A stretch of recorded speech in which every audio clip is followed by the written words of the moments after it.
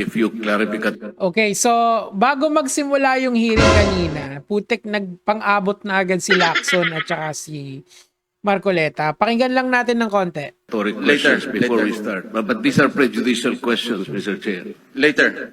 Let's hear first from the principal witness this morning. No, but these are prejudicial questions, Okay, Mr. go ahead, Chair. go ahead, go ahead. Foremost to my mind, Mr. Chair, is the integrity, the impartiality, and the objectivity of the proceedings of this committee. Okay? Mr. Chair, Pero hindi naman kasi sila judges na kailangan nilang maging impartial. 'Di ba? They are legislators, 'di ba? 'Yun yung trabaho nila diyan So although may pagka-quasi-judicial yan, meaning to say yung mga rules of court nag-a-apply din diyan dun sa iba. Pero ito kasi syempre ako naka-attend na ako ng mga hearing, nagkaso na ako. Pag nasa korte ka kasi 99.9% of the time, ang magsasalita para sa'yo, yung abogado mo. Unlike etong mga ito, kung gisahin nila yung witness, talaga, durug na durug talaga. As in, kung sinabi nila na sinungaling ka, halos wala kang magagawa. Walang pwedeng mag-object sa kanila and stuff like this. So, in effect, hindi siya parang korte talaga. Nakita ko na, syempre, na-experience ko na yon from both ends of the camp, right? Anyway, I'm just saying sa inyo kasi, of course, si Marcoleta, ang training niya ay pagiging abogado. Matik yan. Kaso, hindi mo rin naman maaalis na yung mga senador may opinion. Kasi, yan yung magiging parang punot dulo nitong kwentuhan na to nasagutan na to. Let's go. you were interviewed on Billionario Channel by Ms. Pinky Webb. Basahin ko po, sabi niya, Senator Ping, para sa inyo, sino ba ang sabihin natin worth it or dapat na ikonsidera na state witness na ipasok man lang dito sa Witness Protection Program? Okay, sino ba? And you responded, at this point between Diskaya and Bryce Hernandez, Mr. Chair, Yun. question is, does the chairman has the prerogative or the right to make judgment? No. That's my perspective, no? Ay, hindi, kasi hindi rin naman sila, yung chairman kasi, it's just the head of the committee. Pero in effect, hindi siya naman siya judge He is not there to accuse or naghatol ng judgment doon sa life, liberty, and property ni Bryce, di ba? Yes, they have contempt powers, pero yung contempt nila ends after the committee hearing is over, di ba? So hanggang kailan yun? Hanggang matapos yung 28th Congress, which is going to be, I believe, sometime next year. Di ba? Ganun lang kaiksi ang Congress Di ba? Hindi, Congress means Senate and House of Representatives. Yun yung point nito. Pero si Marcoleta kasi, ini-insist niya na dapat hindi daw bias yung mga judges. Pero obviously, siya bias siya sa mga diskaya.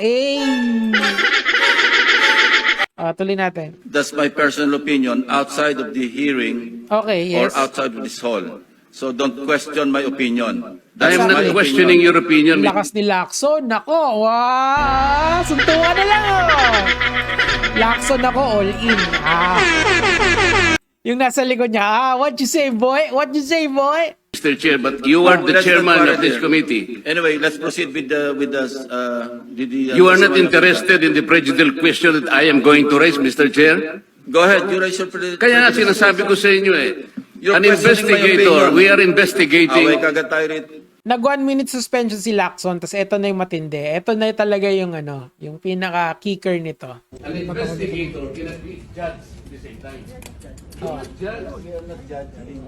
ang importante rito is the objectivity, sinasabi ko na sa'yo. Are you trying to steal the show? No,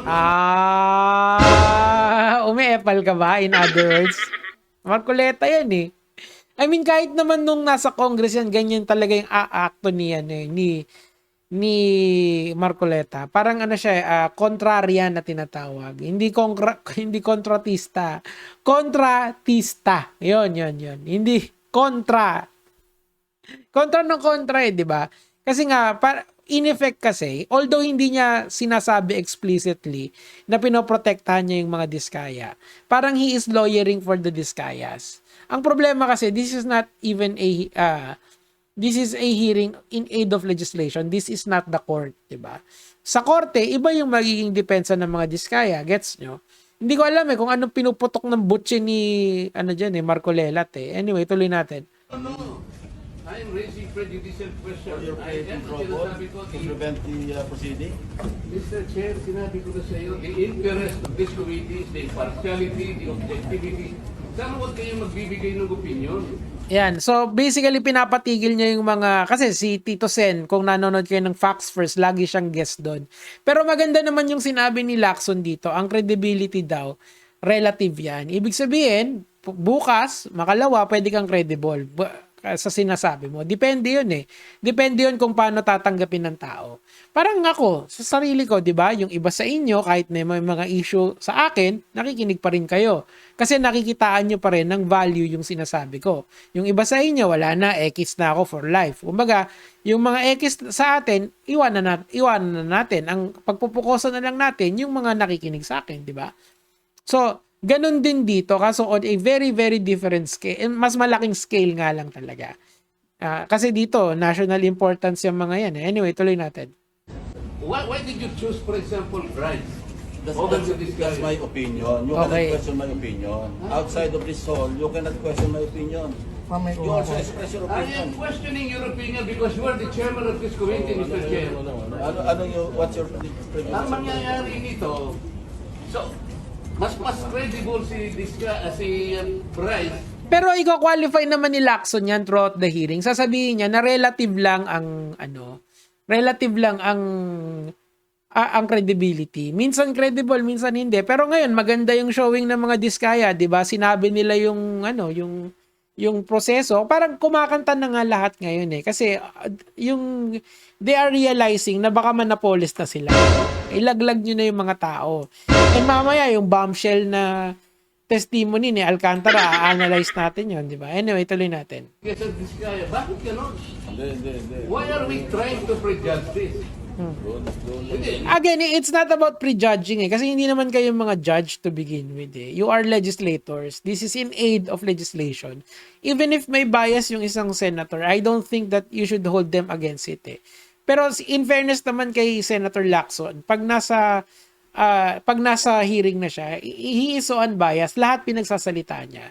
So, it's just weird itong linya ni Marcoleta na palagay ko kasi pagka kasi hindi mo tinignan pagka nawala yung credibility ng Diskaya, mawawala din yung mga pinangalanan nilang congressman. And top 1 dun sa pinangalanan nilang congressman ay si Romualdez, di ba? Pero hindi rin kasi kayong mga nanonood hanggang ngayon, Romualdez pa rin yung gusto nyong managot, di ba? Karamihan sa inyo. Marcos managot, pinsan niya si Romualdez, di ba? That's the point there, mga lods. Hindi necessarily porque sinabi ni Senator Lacson na wala ng credibility ang mga Diskaya, ibig sabihin nun yung wala ng probative value or wala ng silbi yung testimony nila. Meron at meron pa rin yan. That's the point. Anyway, tuloy natin. Mr. President, we are still in the process of investigation. Okay. If we are in the process of investigation, Why are you then so we should protective of not the Diskayas? Why are you so protective? Bakit nga ba? Bakit nga ba? Natatawa si tingnan mo yung si Tito Sen. Oo nga, bakit nga ba? Bakit nga ba? Why are you so protective? Bakit nga ba, Marcoleta? Bakit nga ba? Anyway, tuloy natin. I am not protecting them. Mabuti sinabi mo yan. No, he is lawyering for the Diskaya. Tingnan mo yung nasa likod, yung staff. Anyway, tuloy natin. Pwede ba natin i-record ito? Ito, record na. Yung sinasabi, I am protective of the Diskaya. When I was chairman of this committee, sinabi ko na sa inyo, the only remedy provided under the law is for them to apply if they qualify under the process of witness protection program. Yun nga kasi yung ini-insist ni na bigyan ng witness protection yung mga Diskaya. Pero kayo ba? Siguro, taong bayan na lang ang magdi-decide yan kasi taong bayan naman yung magbabayad dun sa witness protection program. Di ba? Tax money natin yun. Yung papasweldohin dun sa mga magiging security detail nila. Kayo ba? tatanungin ko kayo, ang Diskaya ba deserve nila na magkaroon ng protection, 'di ba? At least alam nyo kasi yung difference kay Bryce. Si Bryce kasi natagpuan kupal. Kakupalan naman talaga yung ginawa nila. Si Alcantara din to some extent, talagang mali naman talaga yung ginawa nila. Pero they are trying to rectify themselves. Si Bryce nagsoli na, si Alcantara kanina lang kumanta na. 'Di ba? Ang mga Diskaya ba, asan yung yung pinakamalakas na ebidensya na pwede nilang ibigay para maniwala ang taong bayan sa kanila.